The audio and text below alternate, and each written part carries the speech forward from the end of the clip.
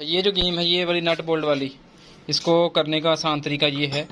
कि इसमें आप दो बोल्ट जी वाले इस्तेमाल होंगे नट बोल्ट, ठीक है, और दो एल्की वाले इस्तेमाल होंगे, ये इस्तेमाल होंगे। अच्छा, अब इसके साथ जो है ये रिंग वाली जो वाशल है वो हम डालेंगे ये, और इनके साथ ये वाली वाशल डालेंगे, ये एक एक वाशल, ये डालने के बाद जब इस तरफ हम इसको लगाएंगे ऐसे, तो दूसरी तरफ भी हम यही रिस्क की जो रिंग वाली वाशल है वो डालेंगे ये, और इसके भी हम दूसरी साइड पे ये वाली वाशल डालेंगे ये।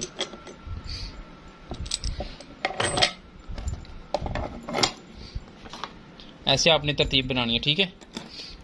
ऐसे इस तरफ भी आप वाशल लगाएंगे दोनों तरफ, और इस तरफ भी लगाएंगे। एल्कियों को जो है टाइट करने का ये वाला है, एल्की है ये वाली, इससे टाइट करेंगे इसको, और उसको इन चाबियों से टाइट